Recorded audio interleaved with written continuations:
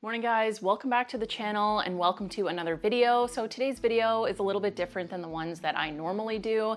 As you can see from the thumbnail and the title and behind me, we're gonna be packing up my entire wardrobe while I share with you my top lessons from suitcase living. If you don't know, my partner and I moved to New Zealand almost a year ago. I did a video, which I'll link right here if you wanna check it out, of me packing up my entire life to move to this country. So let's pack everything up again and see if I've accumulated way too much stuff.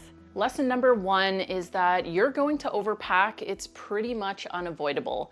I definitely overpacked for this year abroad, and a lot of you had mentioned in the comments that you thought I was overpacking, and you were right. So we're gonna see if I was able to eliminate all of the extra bits while we pack up. So let's get started on packing. I think the first thing we're gonna tackle is all of the winter gear because it is currently summer here, and all of my souvenirs that I'm not gonna need access to until we get back to Canada. And we're gonna start with this big suitcase. This is the largest one that I have. This is gonna be my checked bag. We're gonna pack this up first and then weigh it to make sure it's within the limits for the airlines. So I really like to use these giant compression bags. I'll try and link the Amazon link down below if you guys are interested, but these don't have a little suction cup for a vacuum, so you don't actually need a vacuum for these. You stuff it and then you roll it out on the floor and use this little clip to seal it. It's basically a giant Ziploc bag. So I'm going to put all of my off-season stuff in here, roll it up, and then throw it into the suitcase. Souvenirs wise, we've got an All Blacks hat, a Crusaders scarf, All Blacks scarf, scrumpy hat, and my rugby jersey from this year's World Cup. So these are all going to go into storage. Also got some winter gear, so puffer vests and some mitts and toques. And then we've got a few sweaters. So this is pretty much my entire winter wardrobe, I guess you could say. We've got just like a basic black turtleneck, a crew neck sweater, which doubles as a souvenir from one of the breweries here in Wanaka. Love that sweater, it's so cozy. And my Patagonia hiking zip up. I could probably keep this out for hiking purposes, but it's pretty hot here now, so don't think I'm going to need that, though I used it a lot in fall and winter. My red puffer coat, I'm not gonna unravel this because it took a while to fold it up this way, but that's the great thing about puffer vests, I will say. Maybe a bonus tip is that if you can get puffer vests or puffer coats for the winter months, they squish down like nothing else. Then I've got our little Christmas shirt, not gonna need that again till next year. And that is it for all the off-season stuff. So you can see there's quite a bit in here. That's how wide that bag is. We're gonna squish it down to be as small as possible. Kneel on it and put this little tab on. And then I like to try to squish as much air out as I can. Alternatively, you could roll it from the bottom, but I find this to be a little easier. And then you can just kind of squish it.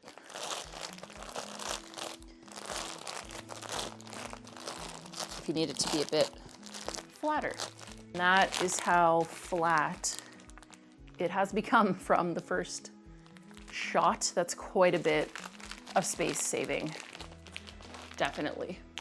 So we're gonna go ahead and throw this into the suitcase. Lesson number two is that a neutral wardrobe is going to make your life a lot easier when traveling long-term because everything can go with everything. I don't really have much style or fashion sense, but I have added a few pieces into my wardrobe since moving here that are neutrals and that go with everything, which has really made life a lot easier. So I think what we're gonna do next is go through all of my basics and get them squished down. Let's go. First up, we've just got a basic little coverall, or I guess you could call it sort of like a shacket. That has come in handy in all seasons, honestly. I really love this. And then we've got a few button-ups. So we've got just a classic white one, perfect for summer, nice and light. A black one, this one's a little bit fancier. Both of these I actually thrifted in New Zealand, which we're gonna talk about in a little bit. And then this is one of my favorite shirts of all time. It's just like a nice blue striped button up, super soft, super comfortable. Great basics to have that go with almost everything. Next, we've got some just black bike shorts, nice classic.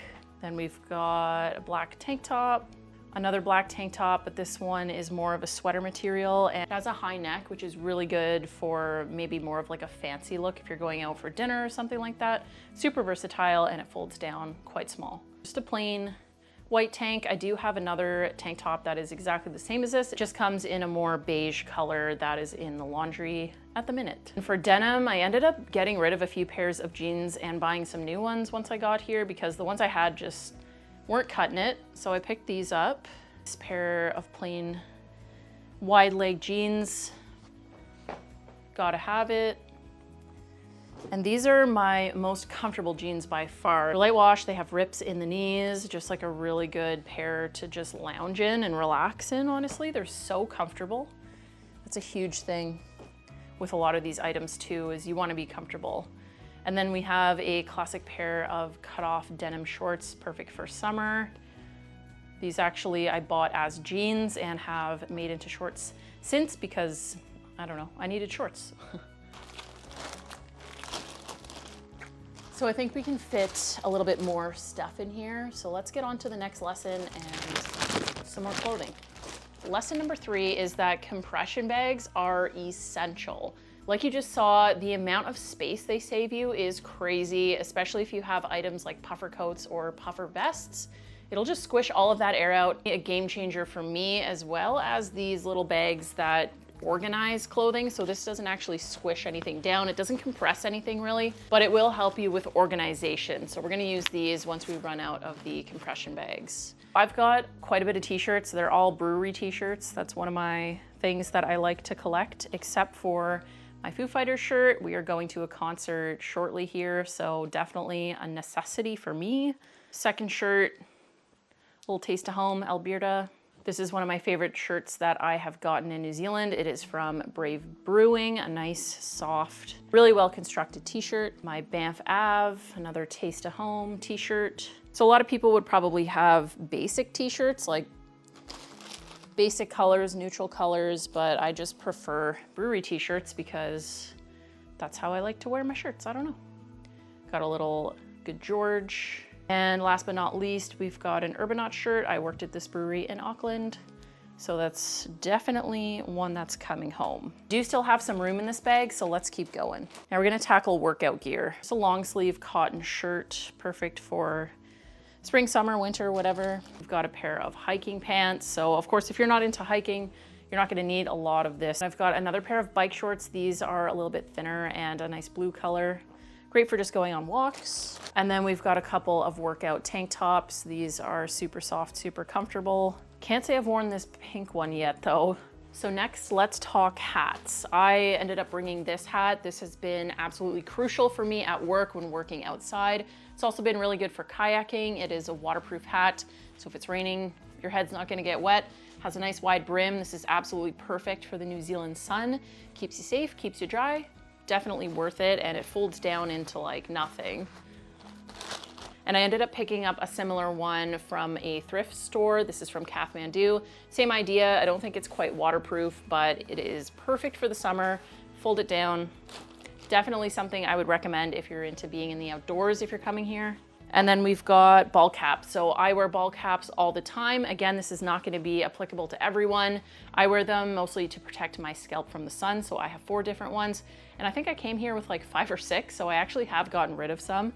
So we've got a Colorado Rockies hat. We've got a Blue Jays, Ottawa Senators, and my most recent thrift find, which is Superdelic. Absolutely love this hat. And they don't really take up too much space either, but they're very functional and definitely a necessity for me.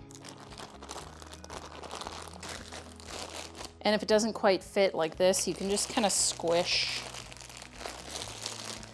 everything down.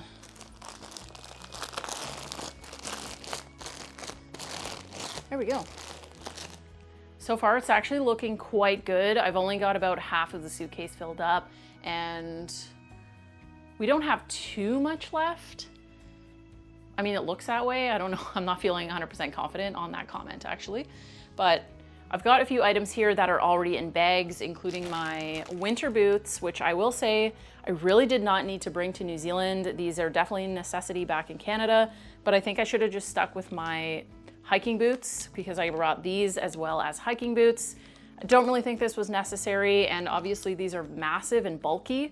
So if you're coming to New Zealand, skip it. Just bring some nice waterproof hiking boots that you can wear warm socks with, and you won't have to worry about the cold temps in the winter. The Udi is basically a massive blanket hoodie. So I really want to bring this home because I think it'd be amazing to have back in Canada in the colder months or while out camping. So we're gonna go ahead and put both of these right into the suitcase. My big hiking backpack, I have used this quite a bit, although I can say it's a little bit big for the type of hiking I'm doing here. So I did end up buying a smaller day pack. Now this doesn't really have back support, so I don't think I would have used this in a lot of scenarios. I am still glad I brought my large one. This one does fold down to be like really quite small. Very small backpack. This is coming super handy as well. And that brings me to lesson number 4, which is don't forget thrifting if that's something that you enjoy. Someone had actually left a comment about this on my original Pack With Me video and said that they personally like to pack less and then thrift things when they get there. That was an absolutely great idea. However, there are a few things that you just can't guarantee that you're going to find in a thrift store. Things like hiking boots or hiking equipment can be really hard to find, especially ones that fit you that are actually in good shape. If you're just looking for like a sweater or maybe a jacket or some pants or something like that, you can probably thrift it. So definitely bring a few items that you really love, but don't think that you can't find stuff when you get there, especially in a country like New Zealand. There are op shops or thrift stores absolutely everywhere, and I found some amazing gems in them. So if you can, pack a little lighter with that in mind. Lesson number 5 is that some gear, some clothing is going to be a necessity for you, but not for others. For me, that is hiking gear. I ended up bringing hiking poles, hiking boots, hiking backpacks, hiking clothing. And that takes up a pretty big amount of space in my suitcases. If you're not into hiking or it's not something you're gonna be doing, obviously you don't need that, but maybe you're into something like surfing and you need to bring a wetsuit and some other gear. Maybe there are just a few different hobbies you have where you absolutely need gear and you don't want to have to budget to buy it when you get there. That is all the space we have left in our big suitcase. So I think what I'm going to do is put hiking poles right here. That looks like a good space for that. So my plan is to wear my hiking boots on the plane to save some weight. So you're not going to see those in this video, but I've got just a plain pair of white sneakers, which I bought here because the pair I brought actually wore out. Then I've got some cute heels because we're gonna be going and spending some time on a cruise ship. And I think it'd be nice to have like a date night option. And I also have a pair of slides, which are out on the patio. They are very dirty at the moment, so I'm not gonna be grabbing those, but those don't take up a whole lot of room. So you can imagine they'll just lay flat right on top of this. Do still have quite a bit of space right here. Let's do a little bit of outerwear. Plaid shirt that I wear camping a lot, so I do use it as outerwear. We are gonna use that in the little space in the suitcase. I've got just a hoodie that I got from Birvana. Probably my favorite hoodie right now. I think we can fit one more. So this is a item that I thrifted. It is a vintage Kathmandu fleece that's like really nice and worn in. It is so comfortable and so warm. I really, really love this. So happy I found it. What I'm gonna do now is fold up the suitcase and weigh it and see where we're at because I have a feeling we might be a little bit over. Pretty full, but not as full as it was when I first packed to move here. I did find actually the scale was a little off at the airport. It was actually showing more than it actually weighed. So that is a good thing, not gonna lie. Let's see. Oh, why is this the hardest thing to do? Ooh, it is under.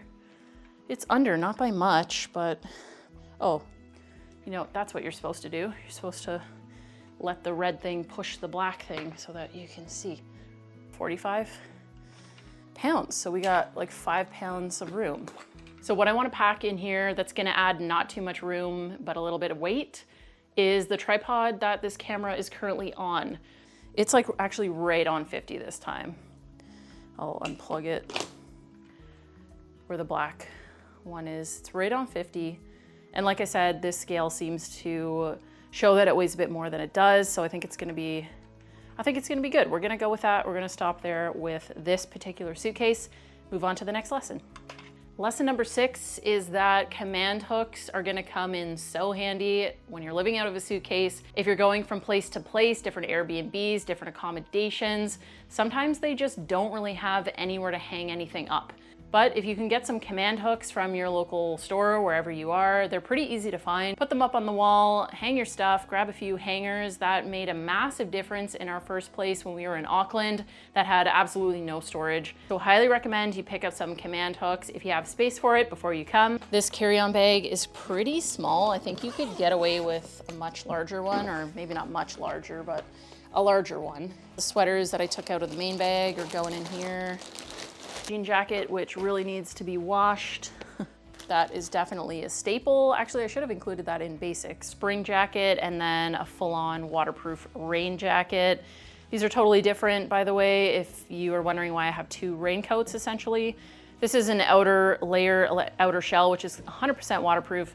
This one is water resistant, and it's got like more of a soft, thicker material so that it's better when it's colder out. This one is really only for like super warm weather because it doesn't give you any like warmth at all. New Zealand has 4 proper seasons, so you do need a good amount of outerwear. And I'm already losing confidence because this suitcase is very small.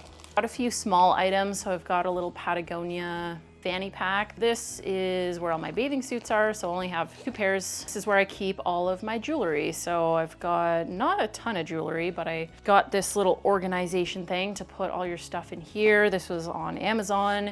You definitely find something similar where you have the little zip outs and then everything is organized. Instead of just throwing it into a little baggie or something and everything gets tangled. This wasn't too expensive. I do find it's a little bulky. I did bring a few different handbags. This is the only one that's left. I did end up donating all the other ones because I just wasn't using them. This one I use pretty frequently. This is the bag that I use daily now. I ended up getting this in New Zealand from Kmart for like $12, I want to say, maybe even less than that. But it's really good. You just wear it like crossbody. You can adjust the strap and everything. Bags like this, honestly, are so handy, so useful because they have a really nice big compartment and you can wear them hands-free and you don't have to worry about like a huge bag, kind of whatever. It's like a really good size. Definitely recommend if you don't have a bag like this. This is absolutely essential for travel. Okay, time for the next lesson. Lesson number 7, function over fashion. But if you can get both, like chef's kiss, if you can manage to do both, I have so much respect for you. That is a struggle of mine. I need items that are functional, that I can go for a walk in, I can go for a hike in, I can go to work in if I'm working at a brewery or a hop farm. So fashion isn't really my first priority, but I have tried to cater my wardrobe more towards this whole minimalist, neutral palette so that things can at least go together and you're not too worried about mishmashing patterns and colors and all of that.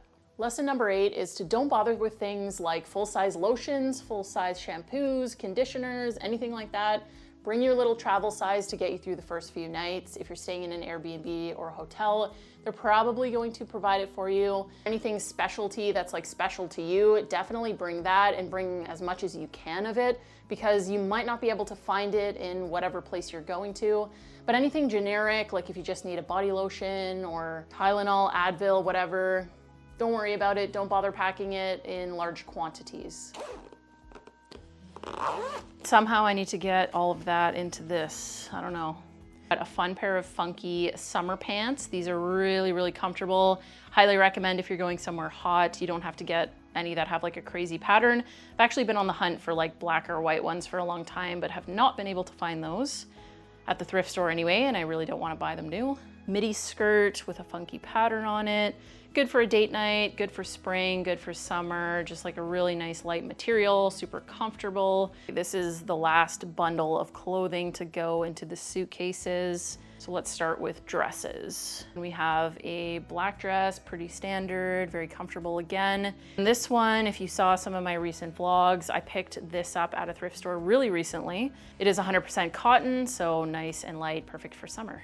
Then we have a couple of shawls, I guess you could say. These are like summer shawls. This one I absolutely love. It is so soft, so buttery, and very, very cute. Looks really good over a swimsuit or like some jean shorts and a little tank top. Definitely a keep. It is wonderful. I love this thing. And this, which I think I've only worn once, honestly. I bought this in Florida like a couple of years ago. Really great for the pool if you just want to have a little extra coverage. I think, at least I want to wear this a lot more this summer, but we don't really go to the beach or the pool all that much. So, I mean, I guess it kind of compresses things a little bit. Yeah, that did an okay job. Okay, actually it wasn't too bad. We've got that. That is nice and packed away. The next lesson, lesson number 9, is to not feel pressured to buy certain things before you start your travels. Before we came to New Zealand, we felt like we needed to get a puffer coat, we needed to get like all these outdoor things because we were going to be outside doing all these amazing things all the time, and we just didn't end up doing a lot of it. There are a few items I wish I didn't purchase that were high ticket items that I really didn't need here. So maybe do a little bit of research online if you're on the hunt for something specific.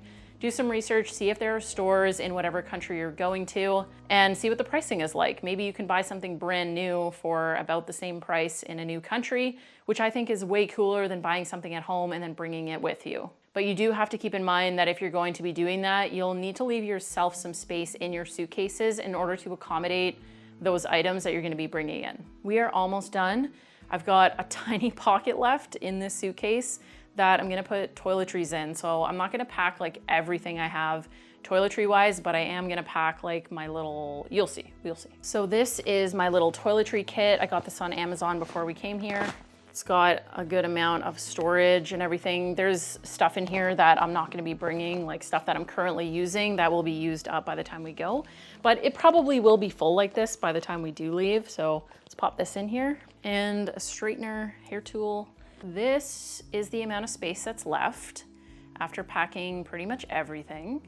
There are a few items like my laptop, camera equipment that is not going into either of these bags. Second carry-on bag is going to be this bag where camera equipment and everything goes in there. That is the same way I packed when we came to New Zealand, and it worked out quite well. If anything, I could probably stand to let go of a few items once again, just to make some more space for future travels. We're gonna be in Australia. I might wanna go thrifting there. I might wanna find some cool pieces. It's a constant battle of getting your belongings down to like the bare minimum without feeling like you don't have the things you actually need day to day. Lesson number 10, the final lesson of this video, is to bring a little piece of home with you. So my partner suggested this because he ended up bringing his PlayStation here, and we use it frequently. We use it all the time. We use it to play DVDs. We use it to play video games. If you have something like a Fire Stick and it would have all of your information on it, you could bring like an Alexa device. Maybe it's a favorite book that you read over and over again. Maybe it's a Kindle that's like loaded with all of your information and books. It could be a little token, I don't know, a little souvenir or some kind of small thing that you have the room for that makes you feel like you're connected to home while you're traveling. And that pretty much wraps it up for this video. So thank you so much for watching. I hope you learned something from this video. I hope this helps you when you start packing up for your trip, for your adventure and journey. And remember, you're probably gonna overpack, and that's okay. So thank you so much, and I'll see you guys really soon in the next video. Bye.